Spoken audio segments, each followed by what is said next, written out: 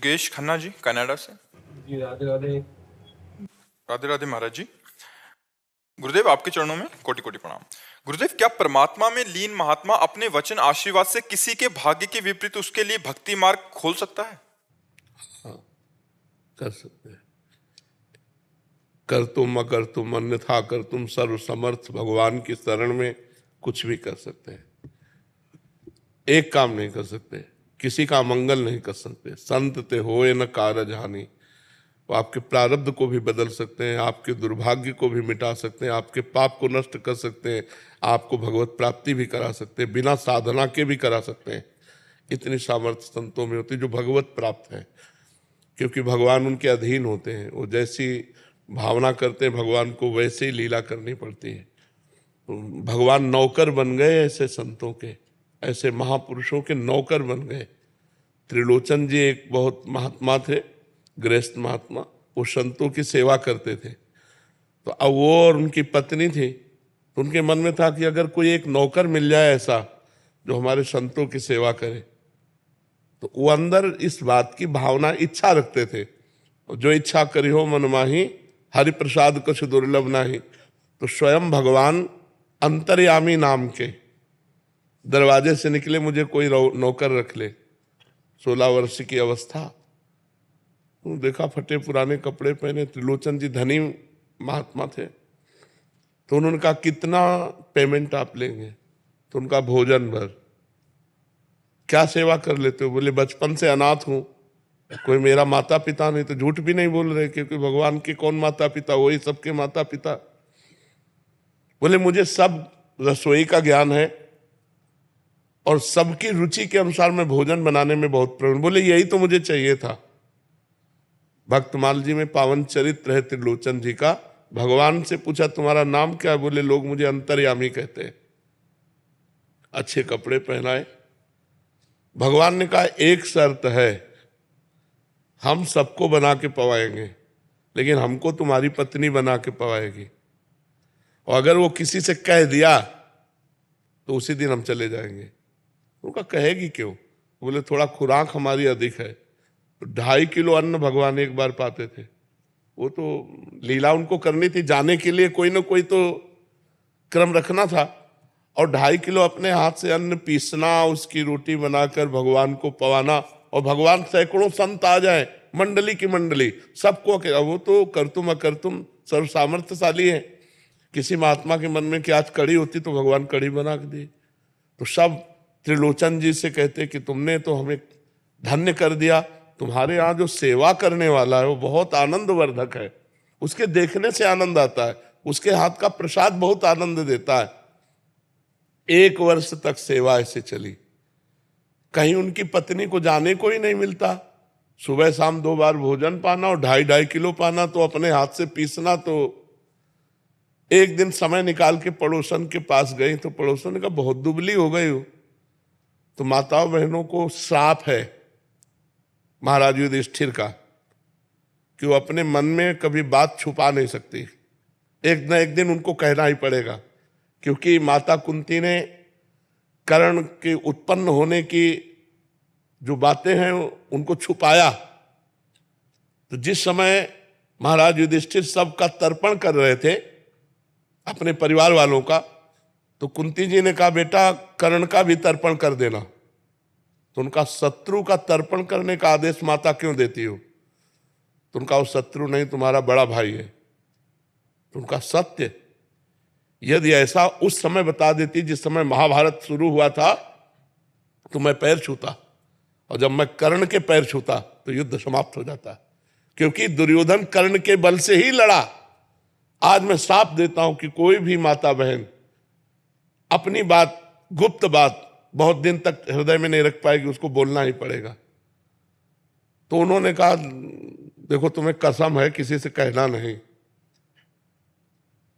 एक हमारे यहाँ नौकर आया है तो बहुत अच्छा, लेकिन बहुत खाता है। 2.5 किलो सुबह खाता है, 2.5 किलो शाम के खाता है। ये कहना नहीं किसी से। उसने पड़ोस वाले से कहा कसम है तुम्हें कहना नहीं किसी से। इनके यहाँ नौकर आया 2.5, वो पूरे बोलने में बात, और सब किसी से कि किसी से नहीं कहला, और वो कह सबसे रही है और कसम धरवा के कह रही है।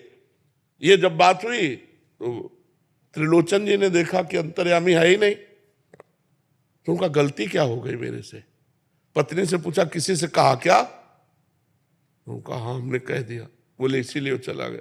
बहुत रोए। जब रोए तो भगवान प्रकट हो गए अपने रूप में और कहा मैं ही नौकर था, तुम संत सेवा की भावना करना चाहते थे। भक्तों के भगवान नौकर बन गए। अगर भक्त चाहे कि तुम्हारा भाग्य मिट जाए तो क्यों नहीं मिट जाएगा। इनके भाग्य में सन्यास थोड़ी लिखा था, आर्मी में थे तो भाग्य बदला ना, संग से ही तो रंग चढ़ा। नहीं बड़े बड़े ऑफिसर रैंक के बच्चे अपने नौकरी छोड़कर बाबा जी बन गए तो क्यों बन गए? संग के रंग से बन गए ना। तो हो सकता है अगर संत संकल्प कर ले तो बड़े बड़े रोगों का निदान हो जाए, बड़े बड़े पापों का नाश हो जाए, बड़ी बड़ी जो हमें भोगने की वृत्तियां हैं वो सब नष्ट हो जाए। दुर्विचार, नाना प्रकार की असत प्रवृत्तियां, ये सब नष्ट हो जाए। अगर नष्ट ना होती तो भगवत प्राप्ति किसी को होती ही नहीं। तो समझ रहे हैं ना, भगवान अपने भक्तों के हाथ बिक जाते हैं, लेकिन उन भक्तों के हाथ जो सत्य से चलकर भगवान का भजन करते हैं। दंभ पाखंड नाटक में तो माया ही खरीद लेती है, भगवान तक पहुंची नहीं है।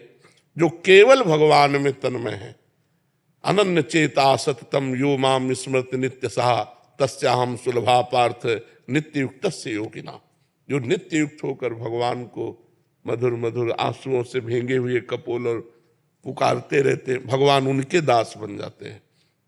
भगवान कहते हैं हौं भक्तन को दास, भगत मेरे मुकुट मणि, पग चापू और सेज बिछाऊं, नौकर बनू हजाम, हाकू बैल बनो गडवारो, बिना तनख्वाह रथवान।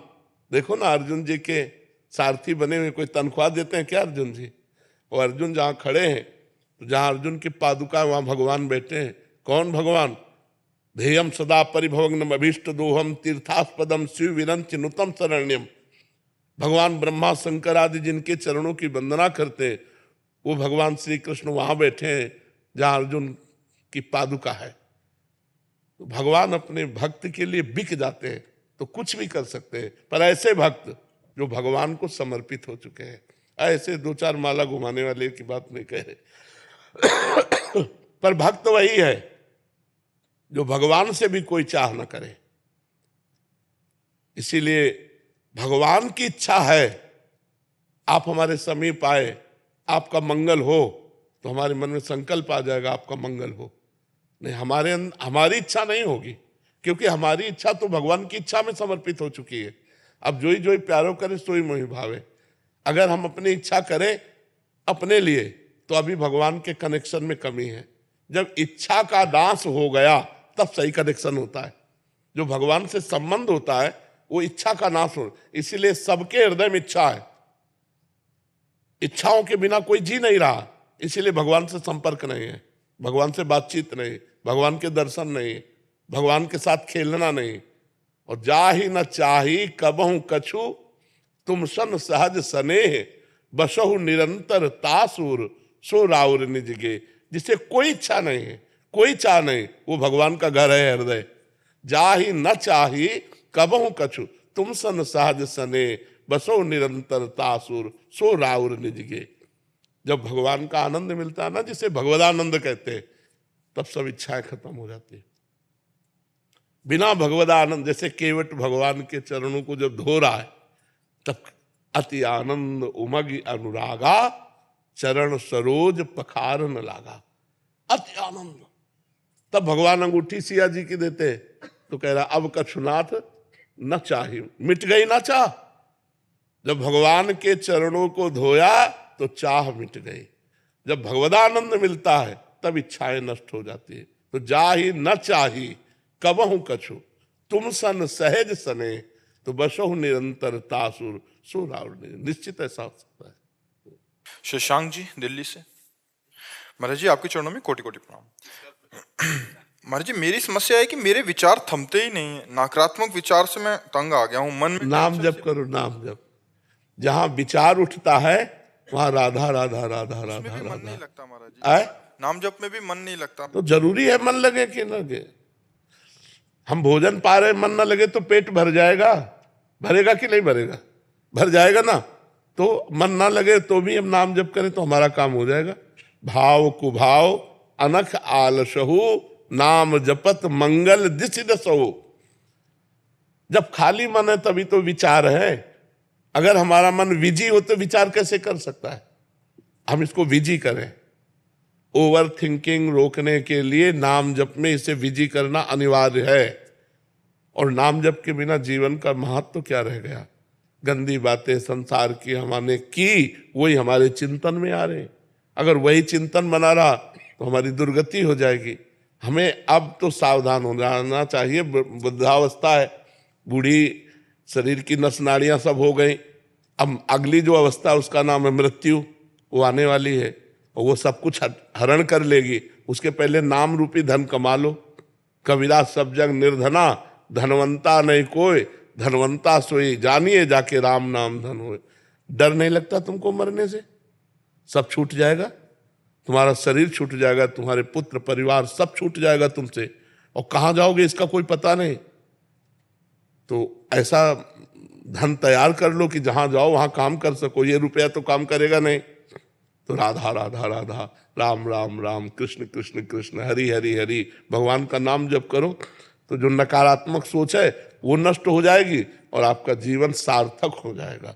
अगर राम कहते हुए राधा कहते हुए शरीर छूटा तो भगवान की प्राप्ति हो जाएगी, पक्का प्राप्ति हो जाएगी। नाम जप करो। कोई नशा तो नहीं करते? बस बढ़िया, ठीक है।